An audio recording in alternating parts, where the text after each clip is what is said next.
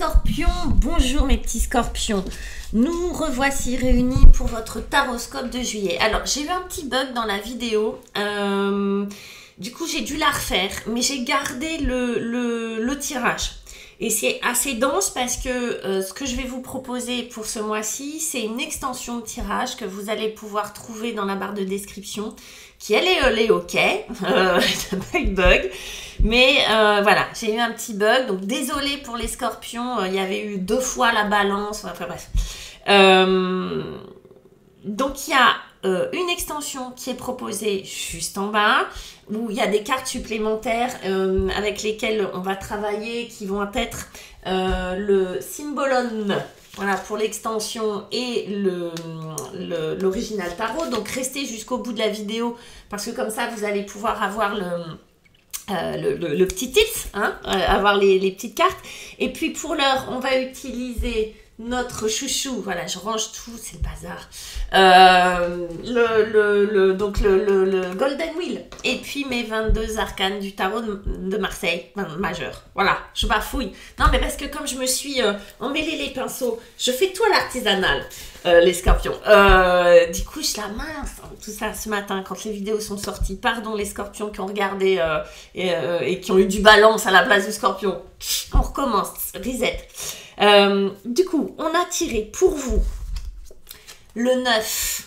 Donc, le tirage est fait, hein, mais voilà, je ne l'ai pas encore lu, mais bon, j'ai bien vu. On a le 9 de coupe pour vous, les scorpions. On a le 9 de coupe. Le 9 de coupe qui nous signifie que ce que vous voulez pour ce mois de juillet, c'est obtenir ce que vous voulez, justement. Réalisez vos rêves, réalisez vos vœux. Il y a peut-être quelque chose qui vous tient à cœur. Il y a peut-être une vibration comme ça que vous voulez obtenir. Quelque chose émotionnellement, en tout cas, vous allez être branché émotion, plaisir, sentimental, voyez. Vous allez être câblé sur les coupes, vous allez être câblé sur les émotions. Ça va être important pour vous. Le 9 de coupe, c'est vraiment j'obtiens ce que je voulais depuis longtemps. Il y a quelque chose qui nous parle comme d'un cheminement. On est arrivé jusqu'au 9, il y a un cheminement où on s'aperçoit que on y est presque. En tout cas, j'ai la sensation que si c'est pas sur le mois de juillet, c'est une période estivale qui va vous apporter quelque chose d'extrêmement satisfaisant au niveau du cœur et au niveau émotionnel. Vous voyez cet homme pumped up, hein, le pacha avec toutes ses coupes, il est content et tout et tout.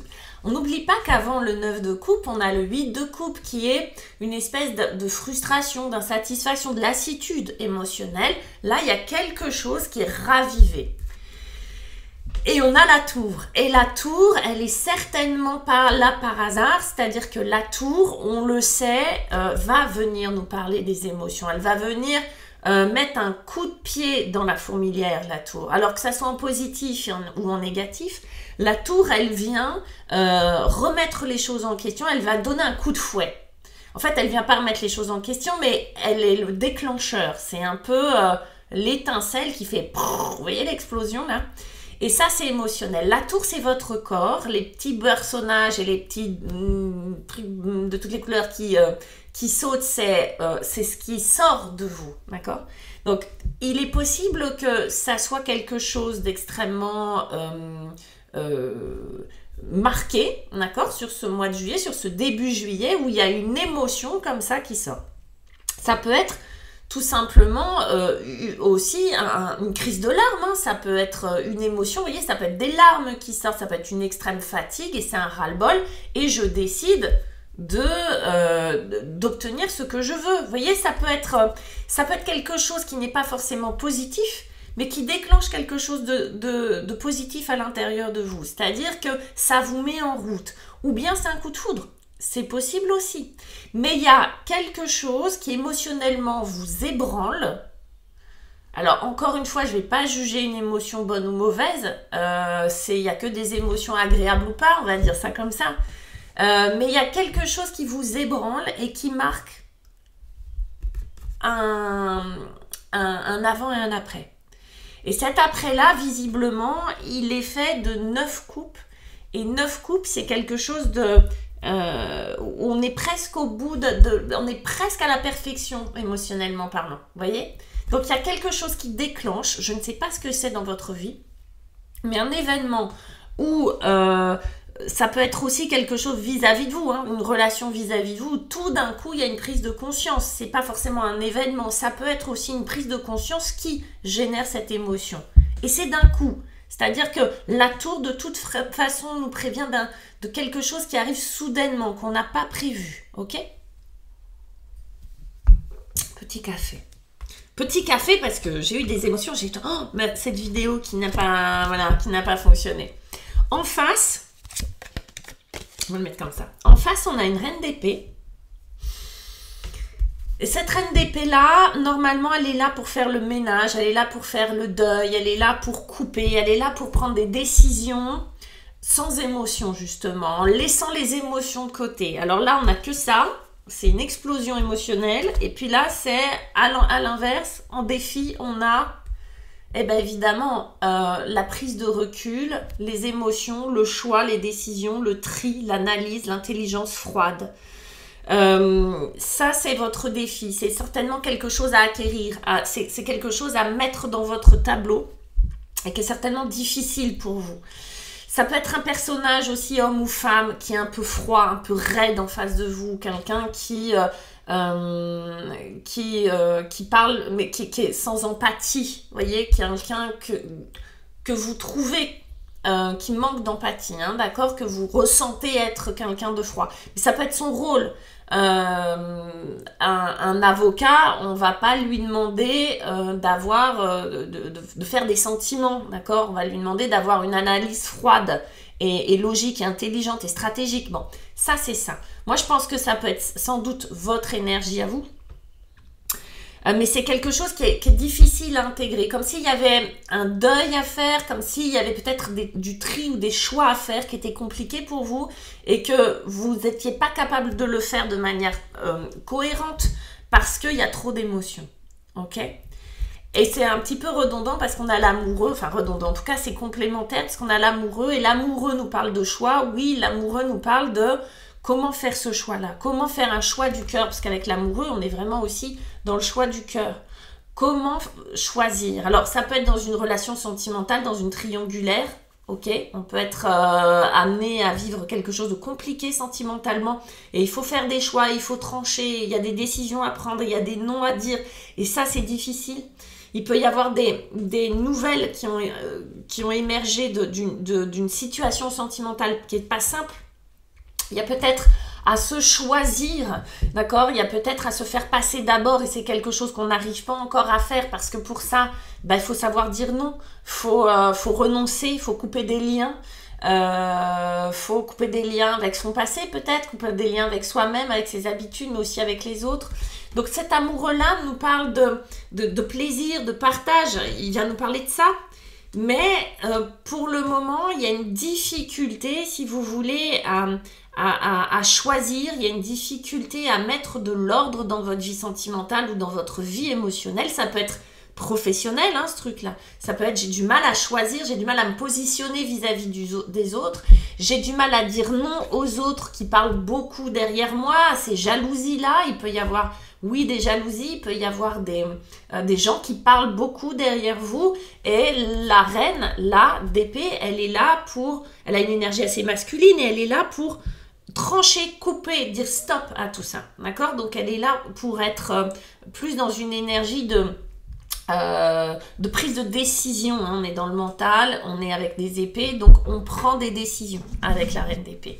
On n'est pas dans on se laisse pas influencer, on se laisse pas mener par le bout du nez, c'est elle qui décide et elle est là, elle marque le deuil, d'accord? Elle marque elle aussi un avant et un après, elle a ce courage là de dire ok, ça c'est plus possible, ou ça j'en veux plus, ou ça je n'ai plus besoin, je le laisse derrière.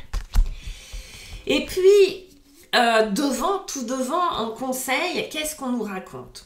Pour accéder à ça, pour pouvoir faire des choix, pour pouvoir avancer, pour pouvoir faire le tri et y voir plus clair, on a besoin du 6 d'épée, encore des épées. Donc on a besoin du mental. Là pour le moment, on est dans les émotions et le mental. Il n'y a pas de denier, il n'y a pas de bâton. On a besoin du 6 d'épée. Et ce 6 d'épée nous parle de départ. D'accord? Alors, symboliquement ou factuellement. Mais il nous parle de départ, de quitter quelque chose. Vous voyez, de quitter un pays, quitter une rive. Le 6 d'épée, c'est je m'en vais. Donc, il y a certainement quelque chose à quitter. Quelque chose, c'est ce que vous indique la reine, hein, d'accord? Mais la reine, elle est, attention, c'est une figure, donc elle n'y va pas par 4 chemins, vous voyez, c'est qu'elle tranche. Là, c'est une énergie qui va ressembler à ça, mais plus douce, c'est je quitte quelque chose. Je peux le quitter lentement, d'accord? Il n'y a pas de... Voilà, mais je peux aussi le quitter rapidement, parce que bon, on a quand même un chariot derrière. Donc, c'est je vais, je pars. Peut-être que certains scorpions ont besoin de partir, peut-être que certains scorpions ont besoin de s'éloigner d'une situation, s'éloigner de quelqu'un, de prendre le large, de prendre des vacances. C'est effectivement accompagné du chariot qui, lui, va nous parler de se faire passer en premier. C'est une énergie qui nous parle de se mettre au devant de la scène, qui nous parle de jouer le premier rôle de notre vie, qui nous parle aussi d'ambition, qui nous parle aussi de panache et qui nous parle de prise de décision, de direction et de voyage. Donc tout ça, évidemment, c'est métaphorique, ça peut être au sens propre comme au figuré, et on peut faire les deux. C'est-à-dire que parfois, moi, je conseille en cabinet de dire, ok, prenez du recul physiquement, c'est-à-dire partez, éloignez-vous. Donc on le fait en séance, on le fait en hypnose, on le fait tout ça, mais de le faire physiquement, c'est aussi très important. Parfois, il faut s'éloigner, il faut prendre les choses avec beaucoup plus de recul. Là, il y a une partie de vous qui doit être choisie, j'ai la sensation qu'il y a une part de vous qui doit être quittée et une autre qui doit être choisie. Un petit peu comme s'il y avait une dualité entre le féminin et le masculin et qu'il y a une part de vous qui était peut-être un peu dans l'ombre qu'on doit mettre au devant de la scène. Vous voyez ce que je veux dire ? Donc, même si c'est, par exemple, dans le travail et qu'il y a du conflit, qu'il y a des médisances, qu'il y a des jalousies, etc., on vous dit prenez du recul, partez, fuyez, pas pour se soumettre, loin de là, mais pour prendre du recul et peut-être revenir avec plus de panache, plus comment on va dire ça, plus d'ambition pour imposer quelque chose qui vous correspond davantage, ok? Peut-être pour vous mettre un petit peu au devant de la scène. C'est un tout petit peu quand même, on insiste, hein, parce que sur 78 rebelote le chariot, et le chariot va nous reparler de panache, de direction, et de voilà. C'est-à-dire que on a vraiment cette espèce d'énergie qui insiste, on vous dit, bon, les scorpions, le chariot, on y va. Hein, on y va, on le prend, le chariot, on monte dedans, et tagada, tagada. Donc il y a des prises de décision qui se font quand même rapidement. Et accompagné de la lune, on voit que c'est intuitif. On vous dit, ok, prenez ces décisions et fiez-vous à votre énergie, à vous que vous retrouvez là, parce que c'est vous, ça, la lune, ça vous correspond tellement bien. Les scorpions, c'est un peu vous là. Alors, c'est comme si vous retrouviez un petit peu votre panache à l'intérieur, qu'il y avait quelque chose qui avait un peu explosé, éclaté, qu'il y avait un peu une situation qui avait été digérée de manière un peu, peut-être brutale, d'accord, qui s'est révélée à vous de manière un peu brutale, mais qui vous a permis de casser une carapace, de mettre une situation en lumière, et de prendre une direction bonne pour vous. Et pourquoi elle est bonne pour vous? Comment vous allez être certain? Parce que vous êtes totalement relié à votre intuition, à ce qui se passe à l'intérieur de vous, à votre part inconsciente qui vient vous aider, qui vient vous épauler. La lune, elle est là pour vraiment vous indiquer, tu sais, il n'y a pas que ce que tu vois qui est vrai, qui est juste. Il y a aussi ce que tu ressens profondément. Il n'y a pas forcément d'images, de mots à mettre là-dessus, mais c'est du ressenti, c'est de l'intuition, c'est du sensible, c'est de votre part créative, c'est votre part féminine. Il y a comme s'il y avait quelque chose qui ressortait chez vous au niveau de votre créativité. Quand je dis créativité, évidemment, c'est au sens large, d'accord ? créatif, c'est pas forcément peindre des tableaux, prendre des photos, jouer au théâtre. C'est aussi créer quelque chose dans sa vie de nouveau. Là, il y a comme s'il y avait une ambition de se dire, ok, je pars, je m'en vais, je vais monter un restaurant à Bali parce que j'ai envie de... Vous voyez, je dis n'importe quoi, mais c'est...